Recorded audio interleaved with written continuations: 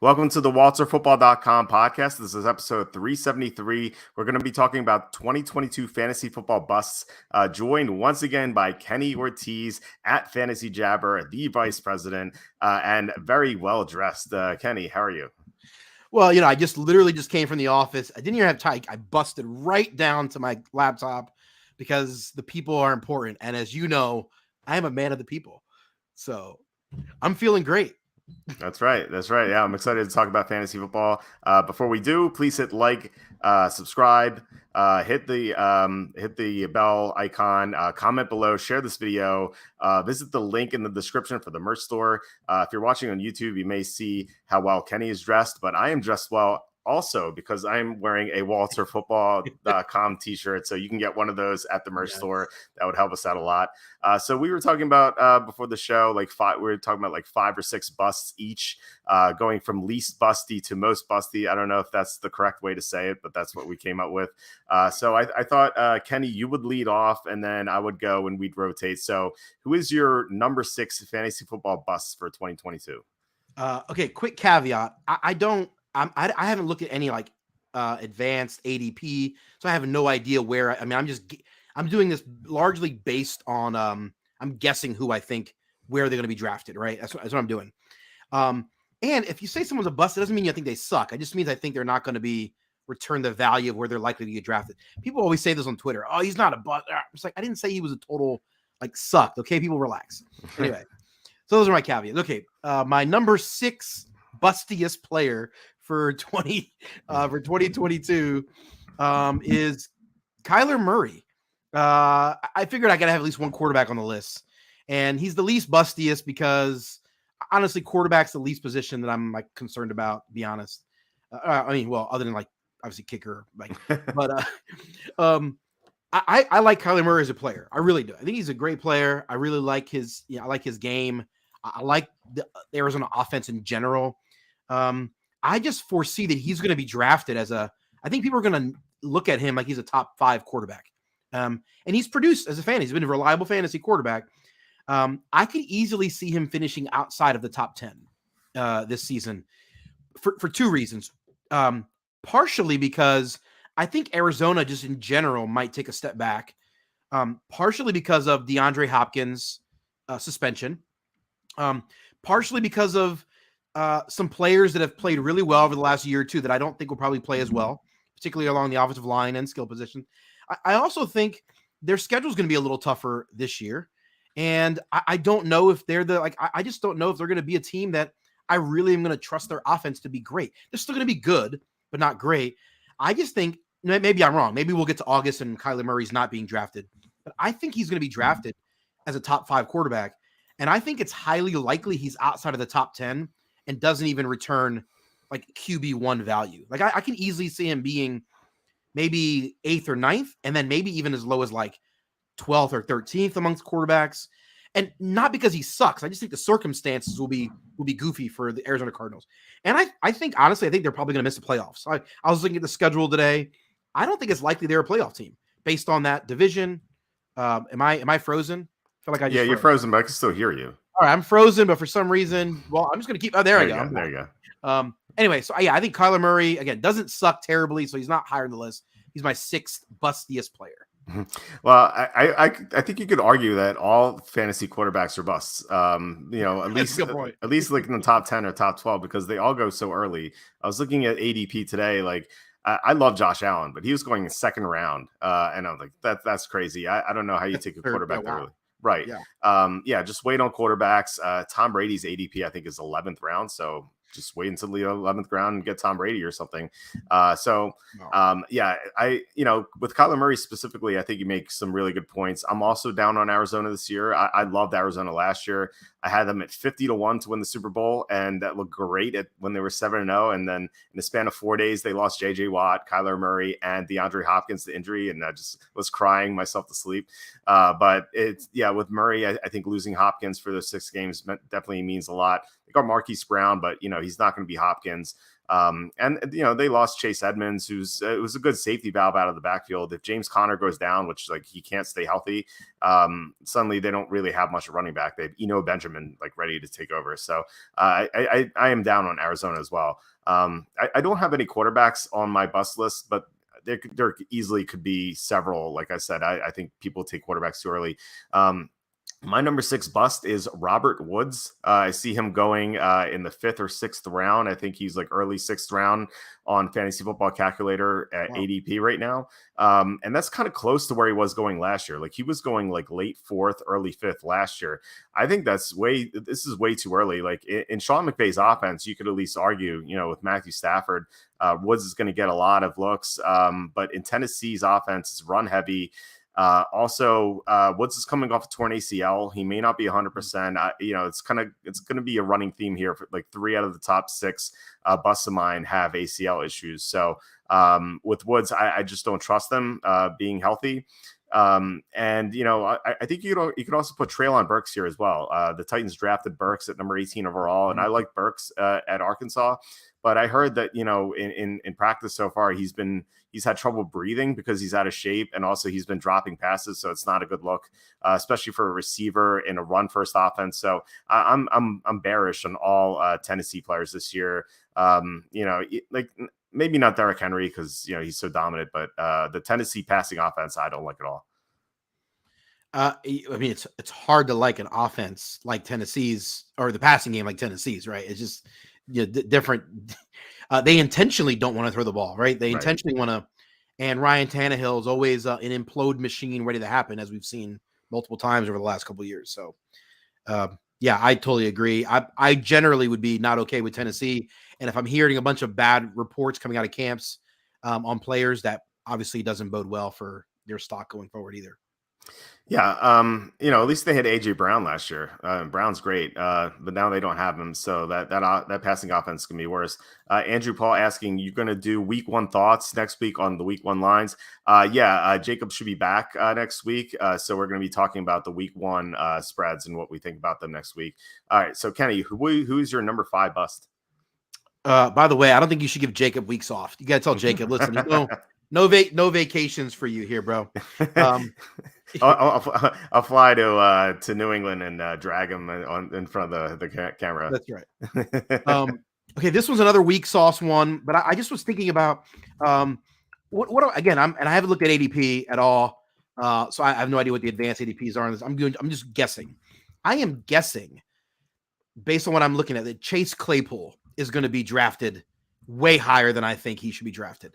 I don't know what his ADP would be at this point, to be honest. I have no idea what his, but I'll look it up. I'm expecting that people are going to think he could be a solid number. I think people are going to think the Pittsburgh passing game is going to rebound and that they're going to be looking at Claypool as like a low end wide receiver 2 or a high end wide receiver 3 and, or a reliable flex option. And I don't think that's the case at all. And so of all the players I think is likely to get overdrafted, I think he is in that mix. I like Claypool. I think he's a decent player. But I think he is clearly the second option, maybe even third in terms of fantasy production on that team, maybe even could become lower based on what happens. And I have zero confidence in that passing game going forward. I mean, Kenny Pritchett, most people I know that I trust said, hey, we don't think this guy was a first round pick. And so is there anything in the Pittsburgh passing offense over the last 2-3 years that have shown you that you think they're going to be able to take a massive step forward and that a guy like Claypool, who might get drafted as a wide receiver 2, is going to be actually a reliable wide receiver 2? I think absolutely not. Yeah. So the main concern with Kenny Pickett was that his hands are too small. Did I say Pritchett, by the way, like Stanley Pritchett, the fullback? Yeah. I had memories of Chris Berman going to wait to the midnight hour. That was one of my favorite Bermanisms. No, with Kenny Pickett, well, first of all, his hands are too small. He's going to fumble a lot. He fumbled a lot at Pitt, and now he's going to be playing December and January games in Pittsburgh as opposed to just September through November. So that's an issue. Also, he had a 17 on his Wonderlic, so kind of have to wonder if he's going to be able to, as like withstand the mental the tasks of the NFL. Like he may be forced into a lot of interceptions. I don't know. Like I'm pretty bearish on Kenny Pickett. I didn't like him. I thought Malik Willis was better fit for the Steelers. But overall this quarterback class is not very good. But yeah, I'm on board with your Chase Claypool pick. I'm curious what you think about his ADP. I looked it up. It's like mid 7th round. Do you think that is too early for Claypool? Yeah, I definitely think so. To me, I think he's going to be, for me, probably like a 8th or 9th round value. It's not as bad as I thought. I would have guessed he was going to be a 5th or 6th round pick. So if his ADP is 7th, I just foresee there being a lot of Steelers hype. The Steelers are the type of team that get a lot of hype. And could Claypool be a 5th round pick by the summer? Maybe not. Maybe if he remains a 7th round pick, I don't think that's terrible. Still too high, but maybe not as bad as I thought. Yeah, I looked up Claypool in my rankings. He's 45th among receivers, so I'm on board with you for this bust pick. I feel like I've seen him ranked like in the anywhere from like 18 to 35 range. I mean, it's like a wide range. If you have him at 40 something, you would be the lowest on compared to a lot of the pros I've looked at. Yeah, he's 32 on Fantasy Football Calculator's ADP. So I count you as a pro, by the way. I want you to know that. Oh, thank you. I appreciate it. All right. My number 5, Aaron Jones, the running back for the Packers. So I want to ask you this to see if you know the answer. How many times did Aaron Jones have more than 13 carries in the second half of the year last year? Second half, so like in the last 8-9 games? After week 8, I believe. Okay. I would say, if they played 10 games in that stretch or 9 games in that stretch. Yeah, including the playoffs too. Yeah. Oh, including the playoffs? Well, you're asking it, so that's going to inform. That's going to influence.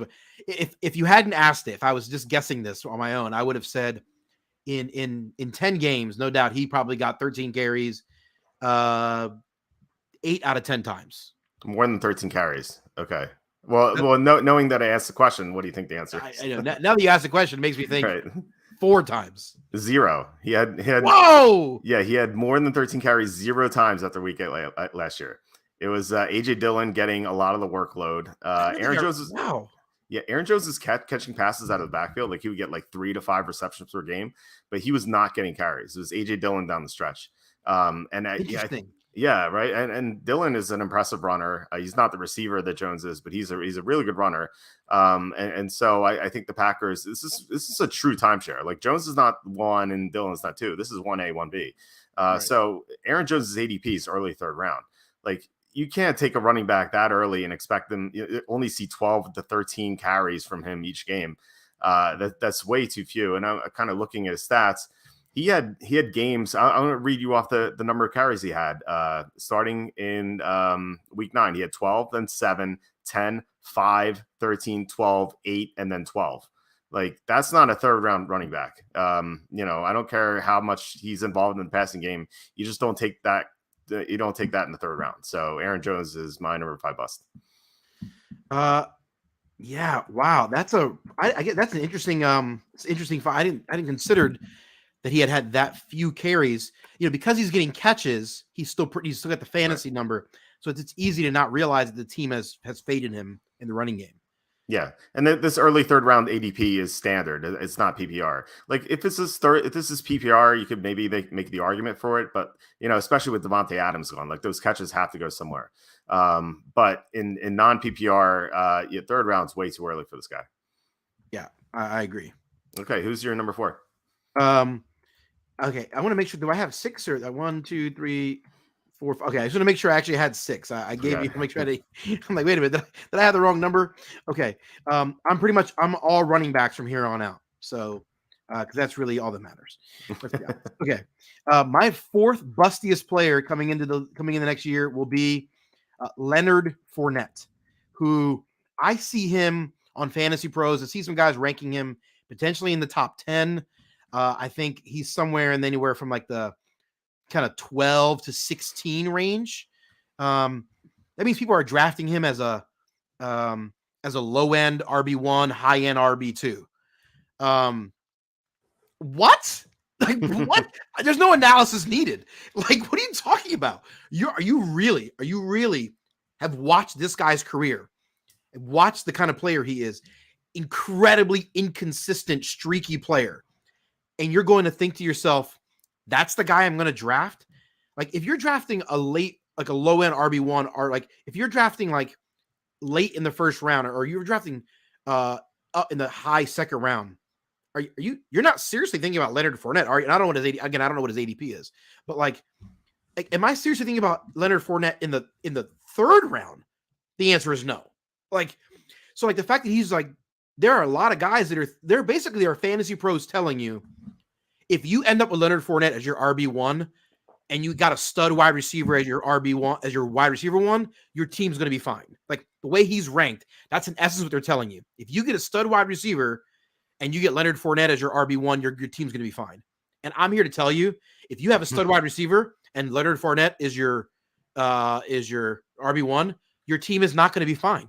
You're going to have a stud wide receiver and you will not be in the fantasy playoffs. Like that's Leonard Fournette has some nice moments, but he has proven to us that he is a very streaky player. He goes 2 or 3 weeks where he's very good, and then he goes 2 or 3 weeks where he absolutely is terrible. And he is very inconsistent in the running game. He's even more inconsistent in the passing game. And I don't know what that offense is going to be. Tom Brady is a year older. Like, is he going to be just as great as he was last year? Maybe, maybe not. I don't know. You got to expect at some point there's some drop off, no matter how great Tom Brady is. And they have a new coach with Todd Bowles. Like, I don't know what the offense is going to be. So the fact that Fournette's career inconsistency, along with question marks on the offense, make me think Leonard Fournette is like a low-end RB2, high-end RB. In fact, I don't think I want him as starting in my lineup. I think Leonard Fournette is like, if he's my RB3 or an occasional flex, I'm fine with that. But the idea that he's going to be you're going to rely on him as your RB2 or even your RB1 is ridiculous to me. So Leonard Fournette, my fourth bustiest player for 2022. Yeah, another thing about Fournette that you can't feel good about is that the Buccaneers spent a third-round pick on a running back, Rachaad White, so he's going to get some touches as well. Fournette is my 22nd running back, so I'm definitely on board with you. Like he's definitely a low-end RB2. If he's a flex, like you're feeling good about it. But if he's your RB2, you're like, not great. Could be a lot better. If he's your RB1, you should probably just quit while you're ahead, right? So I'm on board with you. I don't know how you take him that early. Which round would you take Fournette in? Like, would you take him like late fourth, early fifth, like somewhere around there, or even later? He's probably going to be like my 50th player off the board. I don't know. Okay. Fifth round, sixth round. I mean, I watch this guy play and I don't think he's great. I don't know what other people are looking at. There's one major website that has him ranked 12th in standard going into 20. And there's another guy I really trust who has him ranked 14th. I'm shocked. I couldn't believe it. It's too early. Yeah, I agree. That's way too early for sure. Maybe they're thinking because Ronald Jones is gone, but I mean, Fournette was getting touches over Jones last year, so I don't see why that would impact it. Plus, like I said, they have Rachaad White now, so he's going to get a lot of touches. So, plus Giovanni Bernard's there. Yeah, it's just I don't trust Fournette. I'm with you. I'm not sure if you're going to agree with this pick because you like this guy. At least you did in the past. I don't know. Maybe you change your mind on him. My number 4 bust is Josh Jacobs. So like I think Josh Jacobs is talent. I think you're going to argue that, but I think there's a lot going against him, or at least 3 things. 1, he's never played a full season. He always seems to get banged up, which is troublesome. 2, Vegas's offensive line is not good. Like they have Colton Miller. I like. Outside of that, really, like their offensive line struggled last year. Didn't really open up many holes for Jacobs. I was disappointed that they didn't really fix it. So I think that's a problem as well. And third, we have Josh McDaniels there now. The regime that drafted Josh Jacobs is gone. And the new regime, they drafted their own running back, Zamir White, in the 4th round. I thought went a little bit later than he should have. I had him in day 2, and I think he's talented. And he's their new guy. Like, I feel like they're going to want to maybe get Zamir White some touches. Josh Jacobs' contract's going to be up soon. So I think the Raiders may want to move on to a new running back. I don't see them paying Jacobs this new regime unless he has a great year or something. So I think those 3 things have me going against Jacobs. I looked at Fantasy Pros for this ADP, and they have Jacobs going as the 13th running back off the board. which I strongly disagree with. Talent wise, you could argue that, but I think there's a lot going against him this year. I don't know. I'm going to strongly disagree, but I definitely disagree. I guess the situational stuff you brought up is valid. I have him ranked right now as my 15th best running back in standard. So 13th off the board is not out of the realm of what I think he should be. Where do you have him ranked going right now? 20th. Okay, so that's it's substantial though. You have him as a low end RB2, and I'm thinking of him as if he's my RB2. I'm ecstatic, and you don't feel that way, obviously. So, but the situation of is real. The talent is just he's a very talented running back, and you're right. I do think we've never seen the best of him. Maybe that's injuries, maybe that's usage. I think he's a dramatically better. I think he's a top 10, top 7 talent type of running back in the NFL. I love his game, and I've always been a big fan. But eventually, like you tout a player, you said it, you're like, oh, you've loved this guy in the past. I have, and so it's like eventually, though, even though I love his talent, yet I have to be honest and objective and say, okay, like he's never put it all together, and maybe that's his fault, or maybe that's the coach's fault, or maybe it's just bad luck. But for whatever reason, he's not quite been the guy that I expect. Like 2-3 years ago, I would have expected by this point that Josh Jacobs is like a top 3 being like he's being drafted in the top 5 of every fantasy draft. Like 2 years ago, I expected that's where Josh Jacobs would be today. And he's not there. I still think he has the talent to be there, but maybe he just can't put it together. Maybe some guys just can't put it together. And there's a lot of variables. So I think a year ago, I'd probably fiercely argue with you more. Harder to argue with you with each passing year that he seemingly underachieves.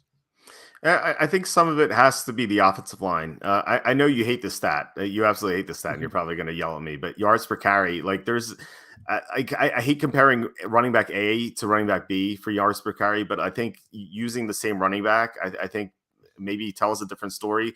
His yards per carry his rookie year was 4.8. That's when the Raiders had a good offensive line. Past 2 years, they have not had a good offensive line because of injuries and departures. And it's been at like 3.9-ish since then. And I think that's kind of indicative of how bad their blocking has been. And I think if they had better blocking, I would definitely like him better. He would not be on this bust list if they had better blocking. But, that I just don't like the Raider offensive line. Yeah, hard to argue that their offensive line has diminished. Not too long ago, the Raiders were like one of my favorite teams to watch. They were just a fun team to watch, and that has gone away pretty quickly. Yeah, Devontae Adams may change that. We'll see. Yeah, sure. Yeah. All right. So who's your number 3 bust? All right, my number 3 bust is this guy. Feels like it's going to be on every bust list for me all the time because he's not a good player, and I don't understand it. It's David Montgomery. David Montgomery's not a good NFL player. I don't care what the stats say. I don't care about the analytics. 18 yards after contact. Blah, blah, blah, blah. Look at me. Stop it. He's not good. I have eyeballs. I've watched football. I've watched a lot of football for many years. I watch him, and I watch him every time, and I go, how is he in the NFL? I don't. He looks like just a dude, but he's able to rack up stats. And this is going to sound ridiculous. I just think it's like good luck. Like it's weird. Like if you actually watch the games, you realize like it's just fluky, and you're just like, this can't possibly continue, right? Like overall, which is different than when I berated Derrick Henry for years, right? For years, I was a Derrick Henry hater, but it was because like Derrick Henry, like in my mind, like his style of play, I didn't think could survive the NFL. Not that I didn't think he didn't have talent. I just think we've never seen a running back like that actually be productive for a long period of time. So I'm willing to bet against Derrick Henry. Now I turn out to be wrong. What Derrick Henry's skill set did translate to the NFL because he had a really good coach that knew how to put him in the right position, which is really great for Derrick Henry. David Montgomery is different. He doesn't have talent. Like, I mean, he has more talent than me. Like, okay, fine. But like, I mean this legitimately. Like, he doesn't like he's a mediocre average Division I running back who like should now be managing a Foot Locker. Okay. Wow. Like that's like, I don't understand how this guy's in the NFL. I don't understand how the coaches give him the ball. He has no lateral quickness. He doesn't see the holes open up and he's so slow to get to the hole. And then when he gets to the hole, some running backs are slow to the hole, but when they get there, they can accelerate through it. Actually, Derrick Henry is that way in a lot of ways. Slow at the beginning and then can ramp up quickly. Derrick Henry is not quick to the hole, so he has no burst. And then when he gets to the hole, he has no burst through the hole. And then, dude, okay, I'm not exaggerating. I probably watched about 6 Bears games last year. That I'm going to make up a stat. Okay, I'm going to call it the "oh, I didn't see you there" stat. And that is, this is when a running back, "oh, I didn't see my own offensive guard there in front of me," and runs into him. This guy led the league in "oh, I didn't see you there." I didn't track the stat. I'm just saying, I think in like the 6 games I watched, I'm not exaggerating. I think probably 15 times I saw him run into his own player. I've never seen anything like it. So maybe there are Bears fans watching this or listening. I'd love to hear from Bears fans. But like this guy, he's not quick. He doesn't see the hole. He doesn't get through the hole. He's not a very good route runner out of the backfield. And I'm not sure he can stay healthy for a full season either. Like, this guy sucks. And I mean that wholeheartedly. And he's being drafted on Fantasy Pros. I see him, like, some guys have him. I think his average was like 17th on Fantasy Pros, as what I think I saw. Are you guys smoking crack? Have you guys seen this guy? Sometimes it's obvious to me that fantasy analysts don't watch the games. They only look at the box scores. David Montgomery is the kind of guy you think he's good if you look at box scores. But when you watch the games, you go, "Oh, yeah, he doesn't really belong." And I want no part of this guy. I would not draft him before round 12. Like, that's my thought on round. Wow. I don't know what his ADP is, but my guess is this guy's going to be drafted in like 4th round or higher in most drafts. I think he's gonna be around that range. And something else about Montgomery is that, again, like with Josh Jacobs, his offensive line is not very good. It wasn't that good last year, but they at least had Jason Peters, and now he's not there anymore. So the Bears are going to be worse at blocking. They're probably going to be a team that doesn't have a lead most often. So, in standard, I think that Dave Montgomery is not really someone I want. Although I would say the one positive about him is that he caught a ton of passes at the end of the year. Like there were games, I think he caught like 8 passes or something. Looking at it now, yeah, he had his reception total for a stretch was like 8, 6, 5, and 7. So if you're in PPR, I think he looks better there. But like the Bears as a whole, I don't like at all. So I'm probably going to try to avoid Bears players in general. Darnell Mooney might be the exception, but outside of that, I just don't really like any Bears players. Darnell Mooney, by the way, might have made my list, but I like him as a player. Mm-hmm. In my mind, I was thinking like that offense is going to suck. I don't like that passing game. So I think he's going to be down. But I actually like him as a player, and really good players, even on bad teams, find ways to get some. And so that's why Mooney I wouldn't make my list here. I'm also concerned about Justin Fields getting like a bunch of red zone rushes and them like him being David Montgomery. I think that's a very real possibility. Yeah, I mean, we'll see if they get to the red zone very often. I don't know if that's going to happen.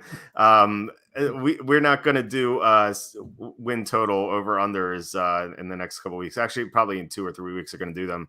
I'm going to bet heavily on the Bears under, but that's for another episode.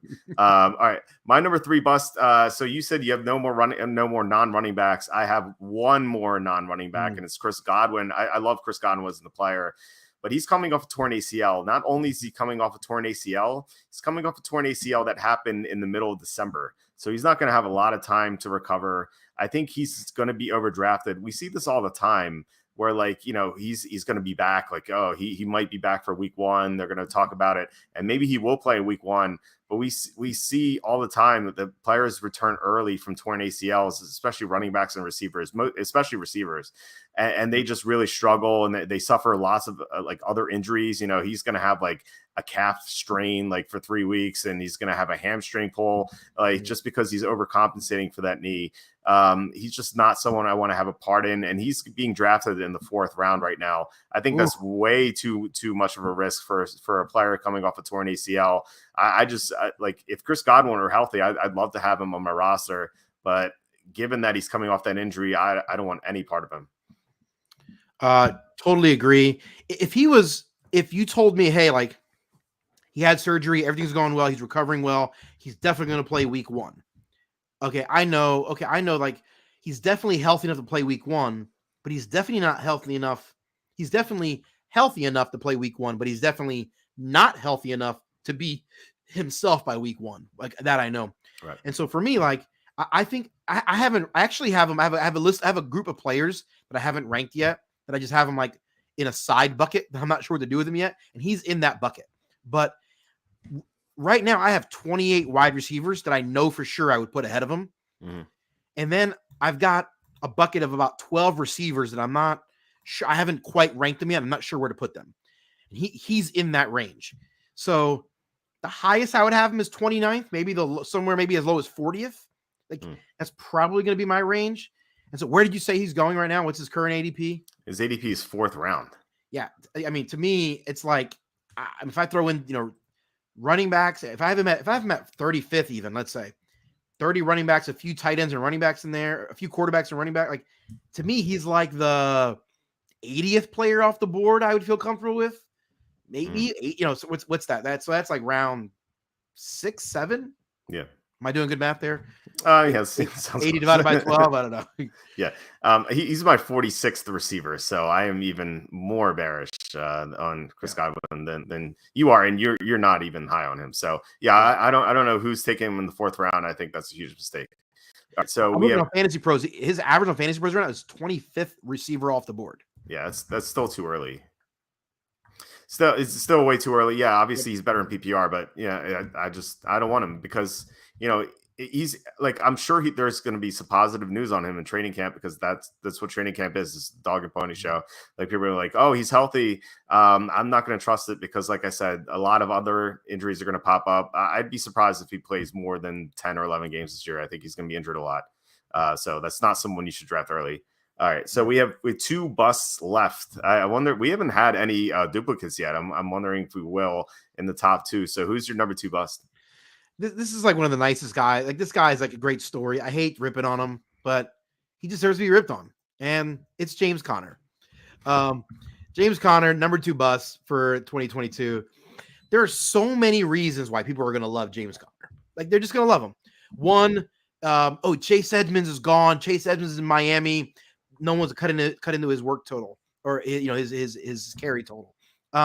People are going to look at the touchdown numbers from last year. Now, I'm maybe a little bit of a hypocrite here because I own James Conner in one league, and only because of injuries I was forced to start him. He was like my 4th running back. I didn't want it. I felt gross, but he kept scoring touchdowns. But again, it's similar to David Montgomery that when you actually watch the tape, you realize this production is fluky. It's not duplicatable. Is duplicatable a word? Anyway. Yes, We've had math and English questions so far. And so like James Conner being I think right now in Fantasy Pros, he is the 13th. He's ranked the Fantasy Pros 13th, which is disgusting to me. People they're gonna have touchdowns, they're gonna have the workload, and then I just think in general the Arizona offense is not going to be good. Like I foresee this offense taking a major step backwards from last year. And so hence the trend why I have both Kyler Murray and James Conner. But I think a lot of people are going to really like James Conner. I think he's really good and not realize this guy is nothing more than a product of a system and lucky, fluky things. Like Fantasy Pros average is a 13th best running back. I wouldn't put him in my top 30. Like that's where I have him. So his ADP is, my guess is going to be 4th round, maybe higher. I don't know. And I literally would not draft this guy before like round 9. And so I just can't believe people think this guy's good.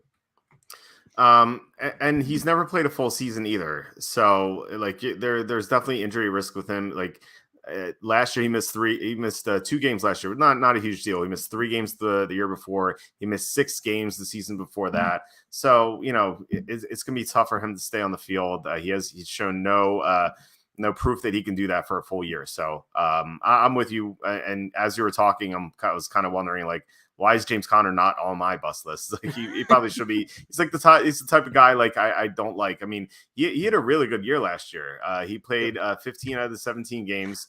Like when he was healthy, like he was doing well, and he scored 15 touchdowns. And like you said, they can't be duplicatable. I don't like touchdowns are so fluky that remember that one year Dwayne Bowe had like 16 touchdowns. Yep. And I don't know what he had the year after, but it was definitely not anything close to 16 touchdowns. Kind of typing that in now as I said. As I remember speak. LeGarrette Blunt. LeGarrette Mhm. Blunt had this 18 touchdown year, right? Yeah. And Right. So Dwayne Bowe, he had 15 touchdowns in 2010. Do you want to guess how many touchdowns he had the year after? I think that was the year he had 0. He had 5. Oh, he had 5. Okay. Right. There was a stretch where the Chiefs went with they had no receiver score a touchdown the entire season. Maybe that was after that. Yeah, that was I remember that. Yeah, it was I think Dwayne Bowe left after that. Okay. But anyway, that's not even half. Like half is like 8, which is like kind of acceptable for a receiver, like a receiver too. From 15 to 5 is a remarkable drop off. It is, and that just shows you how fluky touchdowns are. James Conner, he could easily have 5-6 touchdowns this year. Like you said, I agree with what you said. Arizona is not going to be nearly as good as they were last year. So there's going to be a drop off with Conner. He could be banged up once again. I assume he will be. It's just a question of how many games he's going to miss, not if. So like he misses 4 or 5 games, he doesn't score nearly as many touchdowns. Like you're going to have a tough time producing like fantasy stats with him in your lineup. So I think I'm going to add him to my fantasy bus page after our discussion. So I'm glad. What's his ADP? I didn't pull that up. It's 501. Oh, I guess 4th round. So first 501's close. Yeah, to me it's 9th round maybe. And to me I want to draft him as my 4th running back, 2nd flex option. I don't want that guy. I don't want him as my flex option. I certainly don't want to have to rely on him week to week. That sounds like an awful idea. Yeah, I agree. All right, my number 2 guy. You're going to strongly disagree with this because we had this. I think we had this discussion last week. It is J.K. Dobbins. Now, my heart hurts. So this is kind of the same thing like with Josh Jacobs, where like Dobbins is very talented, and if he were healthy, he would not be anywhere close to this list. In fact, he would be one of the players I'd be targeting.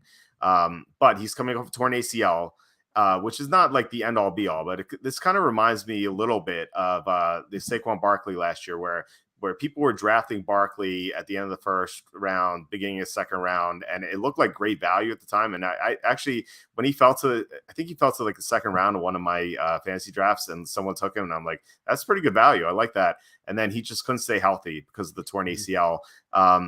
And funny, like hilarious enough now, like Barkley's ADP right now is mid 4th round. So like he's a great value. He's like my number one, my number one like bargain player.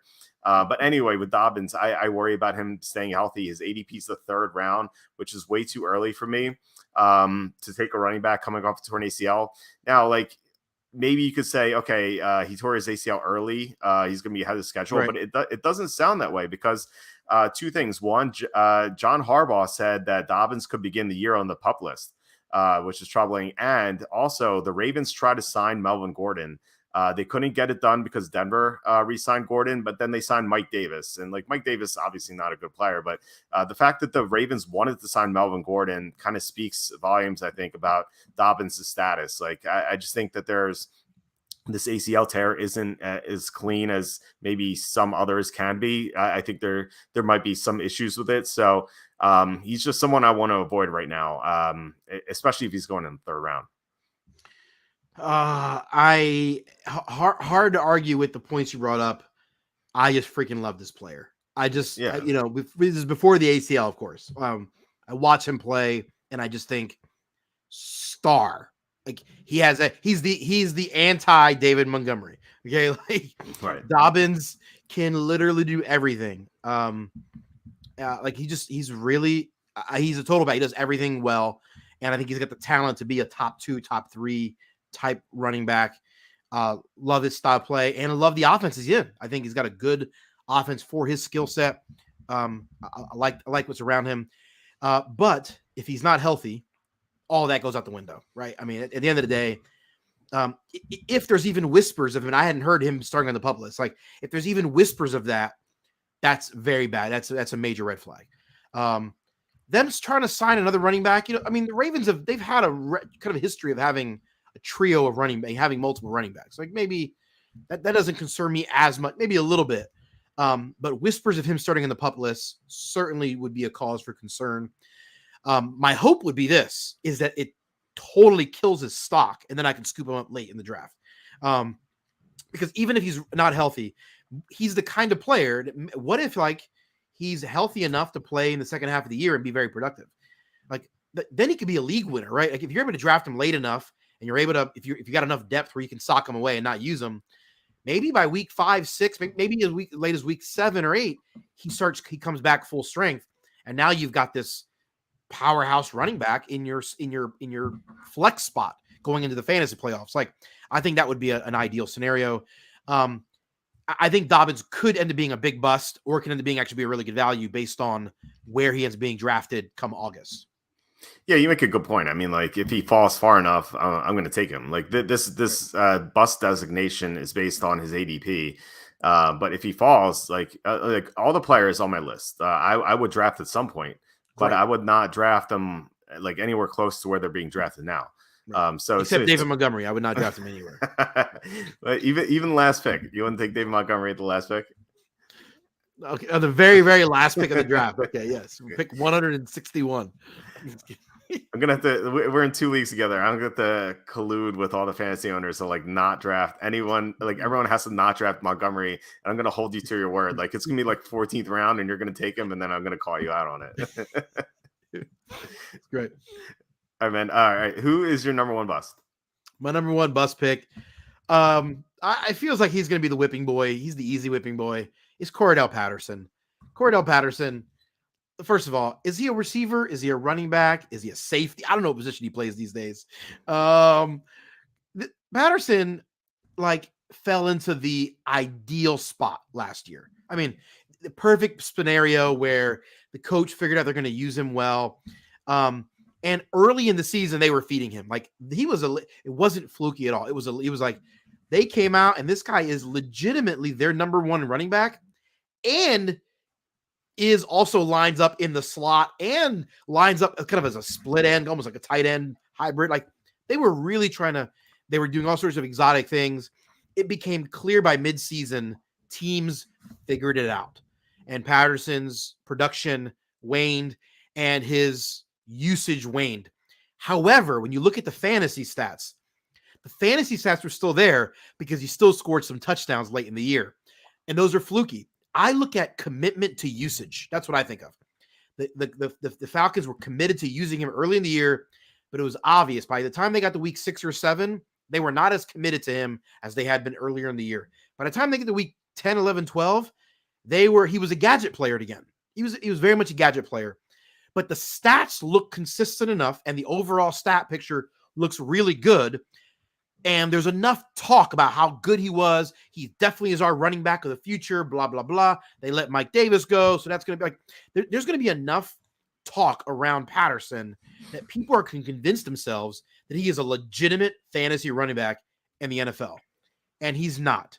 He is a gadget player at best. And so I think I saw him on Fantasy Pros. I think, where was he ranked? He was 29th right now overall. I'm sorry, 29th running back off the overall.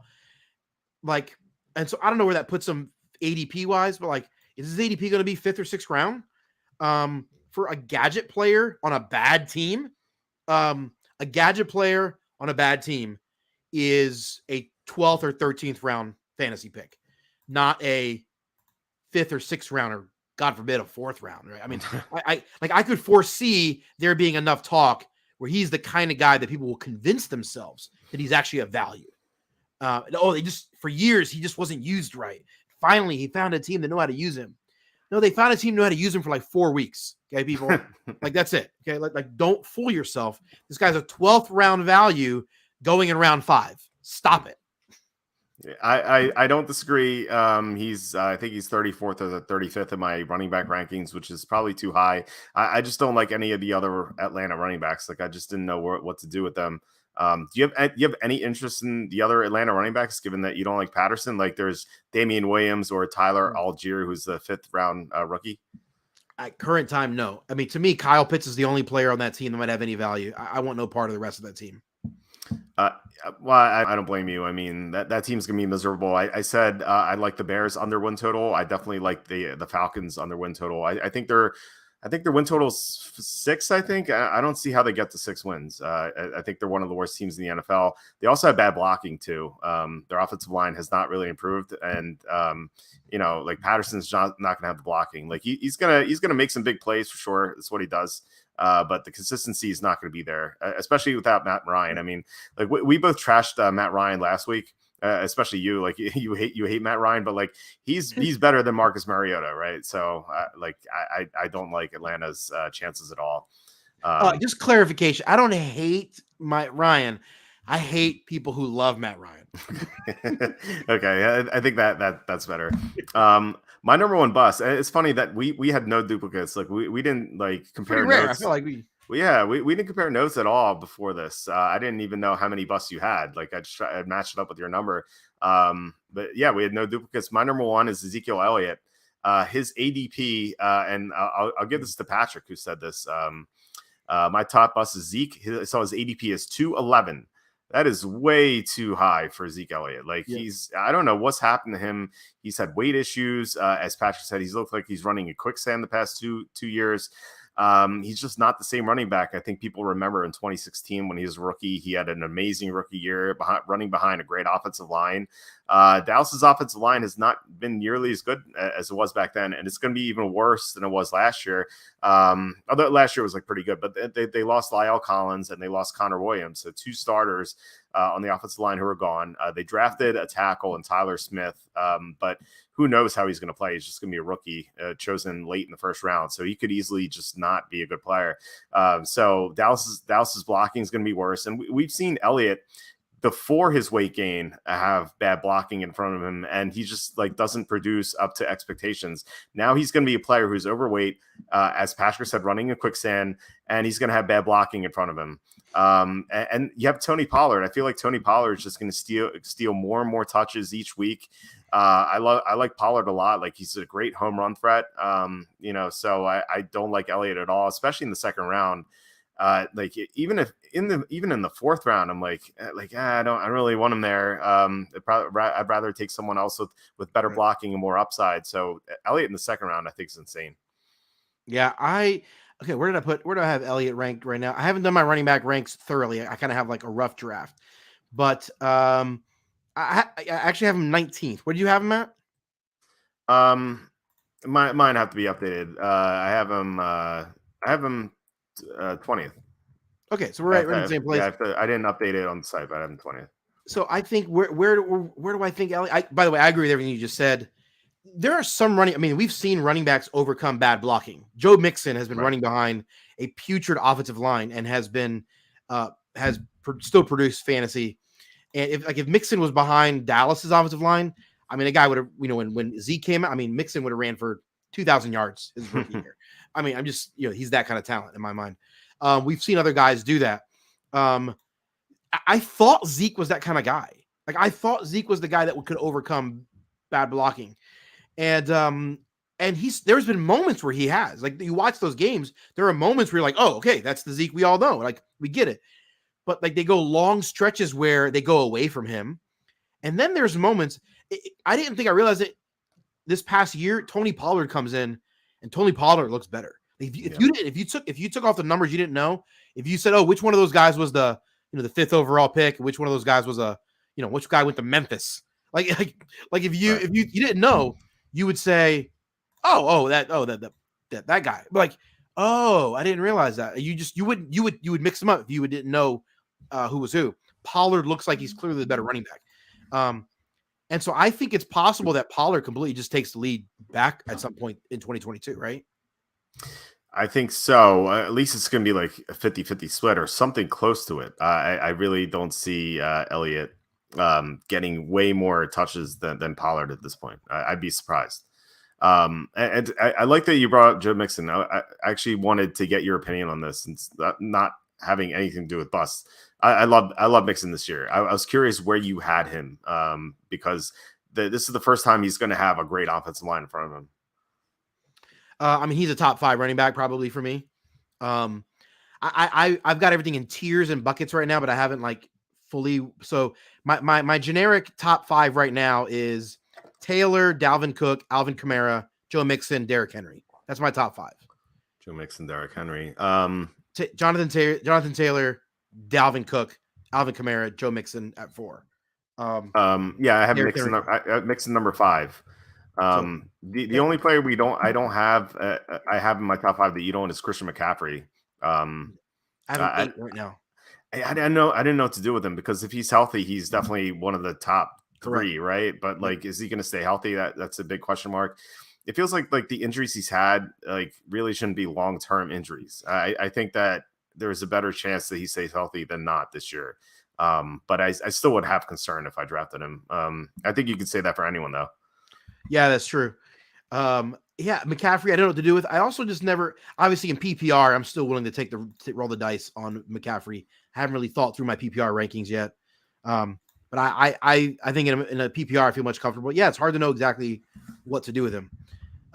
Mixon, by the way, I mean, I don't think people realize how bad the Bengals were offensive line 2-3 years ago. And people were ripping on Mixon for not being good. Just like, if you watch these games, you watch this guy getting hit in the backfield and still getting a yard or 2. So it's like one of the reasons why I hate yard per carry stat, like for many reasons, but just like this guy literally getting hit in the backfield. Like, and it's like, it takes every bit of effort and talent and juking to like get out of that and get a yard or 2. You're like, 80-90% of the running backs would be tackled for loss. And like the majority, like even the best running backs would barely get to the line of scrimmage. And this guy is able to like get definite losses and get at least a yard or 2, and occasionally would still break them. Like, this guy's being tackled by 2 guys in the backfield and still gets 6 yards. Like, the guy is just remarkable. And I think because people don't realize, because the Bengals were just bad and not on TV a lot, most people have not watched Joe Mixon. I think the average like fantasy player, average casual fan, even the betting public, like, don't actually know Joe Mixon's talent level. And because he wasn't a high pick. Like, people don't know. Actually, this guy was a top 10 type talent, but was only drafted late because he's a schmuck and he beat his girlfriend, and that's why he was drafted lower. Like, that has to be mentioned, I guess.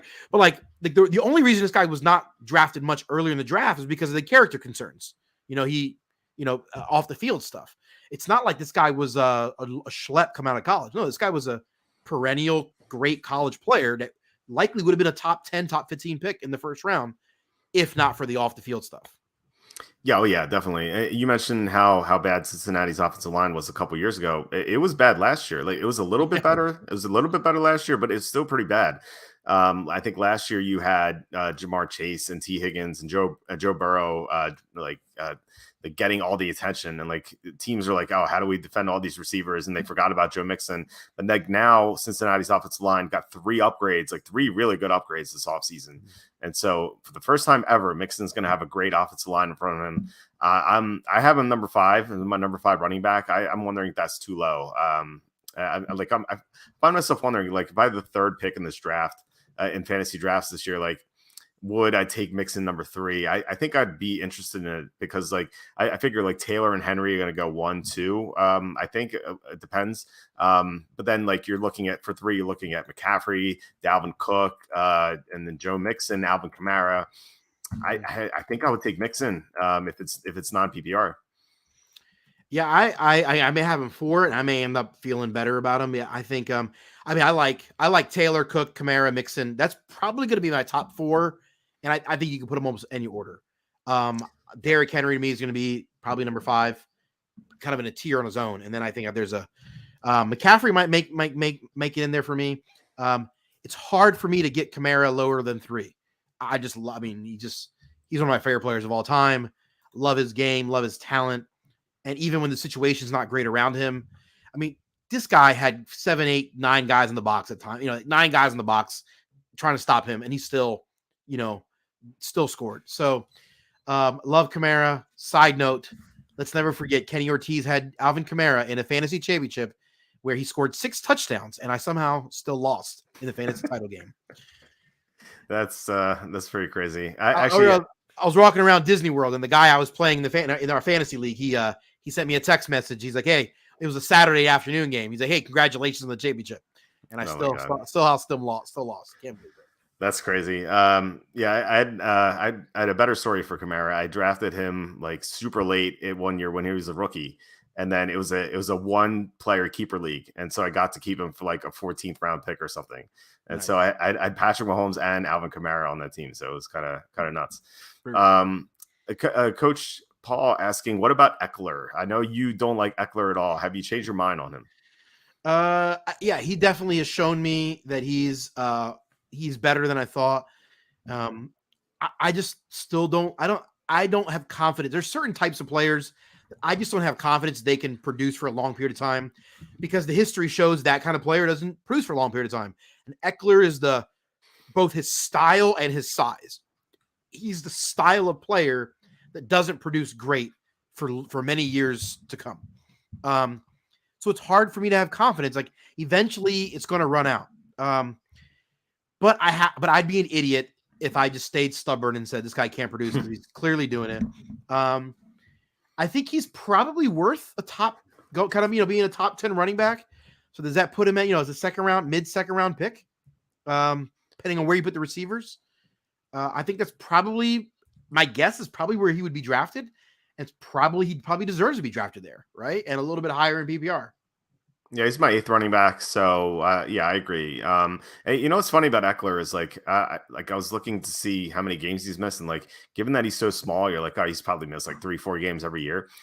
In the 5 seasons, he's missed 0 or 1 games 3 out of the 5 times. So it's kind of weird that he tends to stay healthy. As people remember, he invites contact. Like, he's not the kind of player that's really, I remember like a Brian Westbrook, who was smallish, but was really good at avoiding contact, getting out of bounds and getting down. Eckler doesn't do that. Eckler kind of invites the contact, plays kind of a more violent style. Not always, but some of the time. I'm always a little bit surprised. So that's why I expect there's no way this guy could stay healthy, right? But that's an amazing stat to bring up. Yeah, and I think a mistake I make every year is like one of my sleepers. I feel like if you go through my sleepers list each year, there's always a Charger running back on there, because I'm like, oh, Eckler's so small, he's not going to stay healthy. And so like last year, I remember Larry Roundtree was on the list. Justin Jackson, who actually had a really good game. The one game that Eckler missed last year, Justin Jackson had a great game. And now it's going to be Isaiah Spiller, the running back they drafted. I think it was the 4th round. I like Spiller a lot. And if he gets an opportunity, I think he's going to really produce. The problem is, like, Eckler has shown that he just doesn't get hurt, despite only being like, I think he's like 5'10", 200. So I like Spiller, and maybe I keep making that mistake, and maybe he's going to be on my sleeper list. But yeah. And when I watch Justin Jackson play, he's not that much worse than Eckler. Like, he produces. Yeah, I like Jackson. And I like Spiller too. It's just like, Eckler doesn't get hurt. So I think that's pretty funny. Coach also says CMC is going to be beast. He's going to take him number 1, but he's in a 2-point PPR league, which I've not seen before. I've seen like half and obviously 1 point. I'm curious though, if he would take McCaffrey number 1 if he were in standard, which I assume wouldn't be the case, but like double PPR, I think McCaffrey's no brainer there. I don't even know that. I mean, even in a double point PPR, like there are other guys still getting, there's like the gap. If McCaffrey ends up with 70 catches and Jonathan Taylor ends up with 50 catches, well, that's not enough. Like that difference is not enough in my mind for McCaffrey to overtake Taylor. So yeah, it depends if McCaffrey stays healthy. If McCaffrey stays healthy, he's going to have 100+ catches though. So I mean, I guess it's hard. I mean, he hasn't been healthy. And we have a new coaching staff, right, in place. Like, there's new offensive systems since the last time he was fully healthy. So, yeah, it's hard for me to know, like, when he's fully healthy, are they going to throw him the ball 100 times the way that the previous regime did when he was fully healthy 2 years ago? I'm not. I don't know. Maybe not. It's obviously if he's getting injured, throwing him the ball 100 times a year is probably not wise. Like, it's probably wise to give him less targets and less touches to help keep him healthy. Running backs getting a little less volume doesn't make me nervous. It actually helps bolster my confidence, because it just means that the probability of them being healthy in the second half of the season is slightly higher. And I'm okay with giving up the volume for the probability of those guys being healthier and better come time December. That's true. I guess I'm thinking more of a DFS perspective, because you want that huge volume. You don't care about the week after, right? Yeah, it's just right. You just care about that week, right? Yeah. Justin saying Falcons win total is 4.5, not 6. It's 5 on DraftKings. So that's why I was thinking the Falcons won't get the 6 wins. I think five is probably their ceiling. Like, I just don't see this team winning many games. They're so weak at every position except for tight end. Like, I just don't see how they're going to get wins. Like, I know they're in a weak division, but still, like, Tampa's going to sweep them. I think the Saints will sweep them, and then the Panthers will probably split. And it's pretty rough for the Falcons. Even 4.5, I'd probably still take the under. Like, yeah. I probably would. That's not a good take, but I don't know, man. Yeah, I don't think it's gonna be a good team. Of course, now that I said that, they'll win 10 games and be right. I'd be shocked to win 10 games. Patrick says, hope we don't have more vegan diets for fantasy players, ruin the careers of Arian Foster and Cam Newton. You don't know how many. Newton's a vegan? I didn't know Cam Newton was a vegan, but yeah, Foster was the infamous one. You don't know how much hate I got for that. Like, when Foster announced that he was vegan, I'm like, I don't want anything to do with this guy anymore. And people were like, oh, he's so smart. He's the smartest guy. He knows it's good for his body.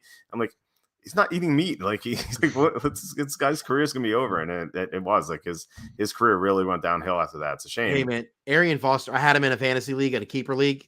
I had him multiple seasons. There was a 5-year stretch though where Arian Foster was just, he was so fun to watch and so good. Yeah. We could reminisce about all the great fantasy players, like LaDainian Tomlinson. Like, how dominant was he? Like, he would eat, like we have a discussion about who's number one. Like, Taylor's probably number one, but like, you can make an argument for, I feel like, for 3 or 4 or 5 guys this year to be number one. But like, if someone like Tomlinson were still playing, like, he would be number one, like, no discussion at all. Yep. Right. Yeah. All right, man. Anything else? Do you want to touch on any TV shows before we go? I haven't watched anything new. I haven't watched anything. There's a few documentaries I want to watch, but you've given me a list, so I got to get to the list eventually. And at some point I've got to finish. I've got to finish Better Call Saul. Yeah. Better Call Saul. Well, they're airing the final season right now. I think it's the final season. And we're 3 or 4 episodes in, and like episode 3 has like a shocking moment. So you'll enjoy it. I just finished Severance, season 1. It's really good. It starts off a little slow, and you're like, this is a weird show. But it's awesome. I would definitely recommend it. As I said before, I'm counting on you to watch Squid Game, so that's definitely on your list. Alice in Borderland, another one. And I finished watching Quantum Leap, which I bring up because they're rebooting the show. I don't know if you saw that. I did not, but you told me, you mentioned it. You texted me a couple days ago, mentioned it. Yeah, but I don't know if Scott Bakula is gonna be on it. So, man, I tell you guys, Quantum Leap, that's my childhood, man. One of my favorite shows of all time. Yeah, it was a great show. I feel like we could do a podcast on it if this reboot is good, but I have my doubts, unfortunately. Okay. Side note: several years ago, you recommended Twin Peaks to me and my wife. Mm-hmm. Or excuse me, my wife and I forgot. Got to use proper English sometimes. Actually, you were right the first time. Okay. Is it me and my wife? I don't know. Yes. Okay. That was my wife and I. Anyway, so the woman I'm married to and I we were watching. We started watching Twin Peaks on your recommendation, brother. We got an episode and a half in, and my wife was just like, "I can't watch this. This is weird."